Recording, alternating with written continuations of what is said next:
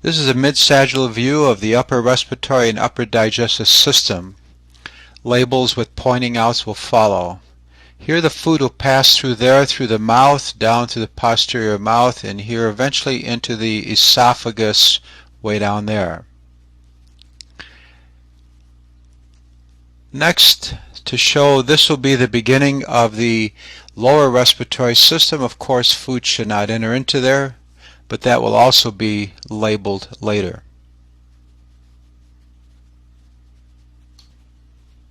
Here are the lips, the upper and lower, closed, or that is, the mouth is closed.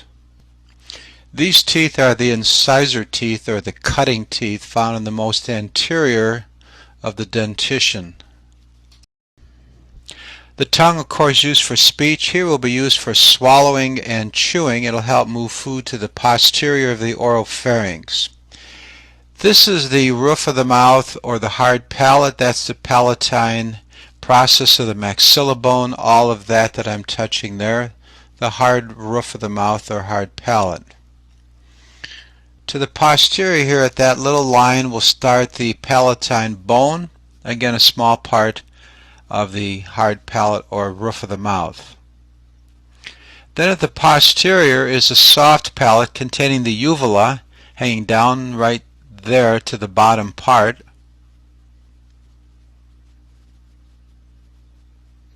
This is all the roof of the mouth containing the hard palate there and the soft palate there. Next is the mandible. Here's the most anterior portion of it, or the chin. And again, the tongue here, the skeletal muscle. But there's muscle to the bottom of that too. It's all that is skeletal. Two small muscles inferior to the tongue. This is the suprahyoid muscle there to the hyoid bone from the mandible. And then next would be to look at the thin muscle beneath it, another hyoid called the infrahyoid or the mylohyoid muscle, going there from the mandible back to the hyoid bone. Both of those used in swallowing,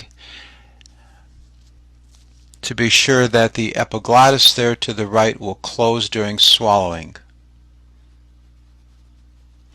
Thyroid cartilage, the most anterior portion of the larynx or voice box.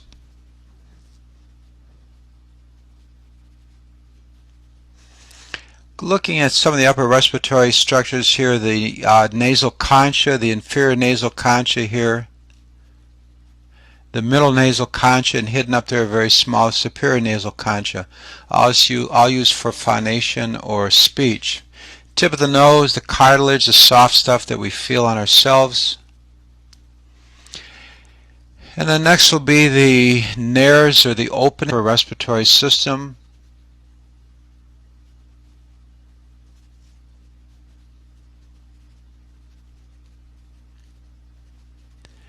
And this posterior portion of the nasal area is the nasal pharynx, the upper portion of the pharynx itself called the nasal pharynx.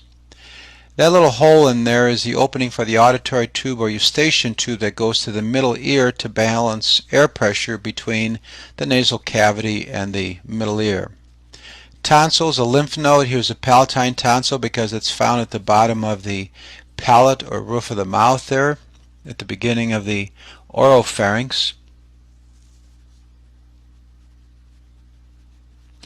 And then this would be the lingual tonsil, of course, at the base of the tongue, or the lingual structure.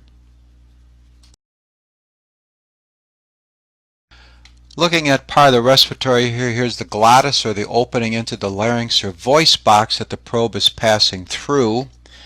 That glottis is covered by that blue flap of tissue there called the epiglottis that will swing down to the right to close the glottis when swallowing food. Those are the true vocal cords in white. They vibrate to produce sound or phonation or speech.